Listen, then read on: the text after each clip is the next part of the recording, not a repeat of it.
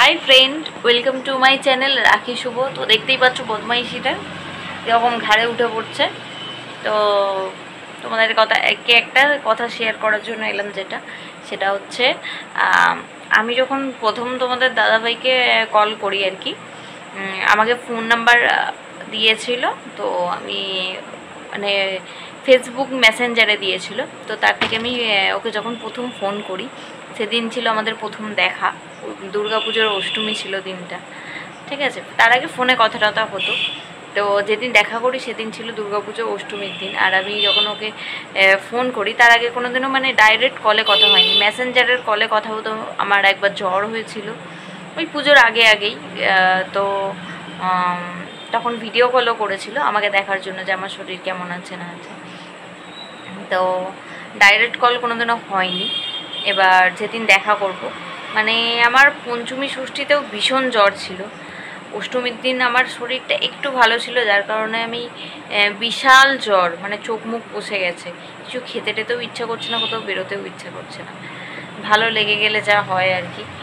তো যারা তোমরা প্রেম করেছো, মামা মামা করে না, ভিডিও করছি করে না, তো তোমরা এটা বুঝবে যে যতই শরীর খারাপ হোক না কেন, যাকে ভালো লেগে যায় তার সাথে দেখা করার একটা আলাদাই আনন্দ, আলাদাই মজা একটা থাকে। তো জ্বরের মাঝখানেও দেখলাম আমার শরীরটা একটু সুস্থ মনে হচ্ছে, তো বেরিয়ে দেখলাম ফোন যখন করলাম, তো ওর ফোনে কলার টিউন ছিল হচ্ছে ও তেরে সঙ্গ ইয়ারা। তো গানটা আমি করছি না, বা গানটা যদি পারি আমি অ্যাড করে দেবো, তোমরা ভালো মতনই জানো। আমার অন করে না, দাঁড়াও। তো আমার মেয়েকে এত বছর পরে, মানে আমাদের বিয়ে হয়ে গেছে 4 বছর, তো এতদিন পরে আমি আমার মেয়েকে বললাম যে জানিস, তোর বাবাকে যখন আমি প্রথম ফোন করেছিলাম, তোর বাবার কলার টিউন ছিল এইটাই, এই গানটা তোর বাবার ফোনে কলার টিউন ছিল। মানে ও তো ধরো এখন সবে 3 বছরের বাচ্চা, ও তো হয়তো অতটা ভালো করে বোঝে না। তো আমি ওকে ভালো করেই বললাম, আমি যখন তোর বাবাকে ফোন করেছিলাম, তো এই গানটা তখন তোর বাবার ফোনে বাজছে। ও তখন বলছে তখন আমি কোথায় ছিলাম। ওকে যদি কোনো কিছু বলি ও আগেই জিজ্ঞাসা করে যে আমি কোথায় ছিলাম। তো আমি ওকে বললাম যে তুই তখন ছিলিস না, তোর মামা বাবার বিয়ে হয়নি, তো সেই জন্য তুই তখন ছিলিস না। ও তখন বলছে, একেই হয়তো বলে যে বাচ্চা, ও তখন বলছে যে আমি কোথায় ছিলাম। আমি বলছি তোকে তখন আমরা আনিনি। তো বলছে বিয়ে হয়নি, তোমাদের বিয়েতে তো আমার নেমন্ত ছিল। মানে ও বিয়েবাড়ি যেতে খুবই ভালোবাসে, মানে মেয়ে তো সাজতে ঘুরতে খুব ভালোবাসে, বিয়েবাড়ি জিনিসটা ওর খুব পছন্দের। মানে ও কোনো নেমন্তন্ন বাড়ি পড়লেই ও মনে করে যে বিয়েবাড়ি আছে। জন্মদিন বাড়ি, ভাত বাড়ি, মামা জন্মদিন বাড়ি, ভাত বাড়ি সবটাকেই ও মনে করে যে বিয়েবাড়ি আছে। তো বলছে তোমাদের যখন বিয়ে ছিল, তোমাদের বিয়েতে তো আমার নেমন্ত ছিল, তোমরা কেন আমাকে আনোনি। তো ওকে এটাই বললাম যে তোর পাপা তোকে আনেনি।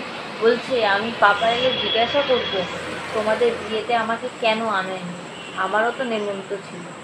তাহলে ভাবো যে মা বাবার বিয়েতে ওর নেমন্ত ছিল না, বুঝতে পারছো?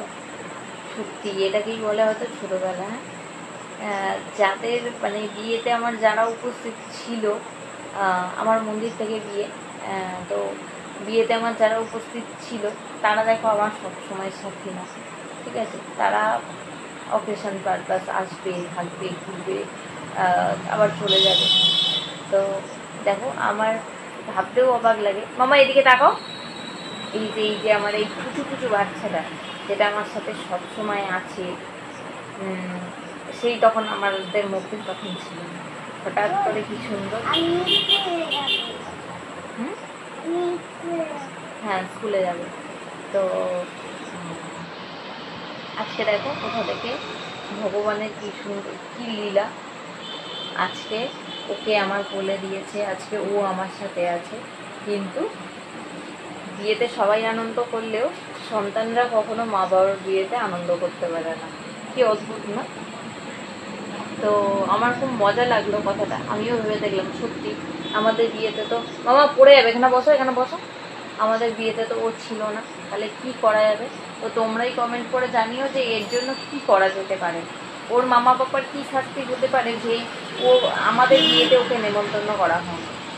অবশ্যই কমেন্ট করে যেও, আর ভালো লাগলে লাইক কমেন্ট শেয়ার করতে একদম ভুলো না। সাবস্ক্রাইব করে দিও, যারা নিউ সাবস্ক্রাইবার মানে নিউ ভিডিওটা দেখছো তারা অবশ্যই সাবস্ক্রাইব করে দিও।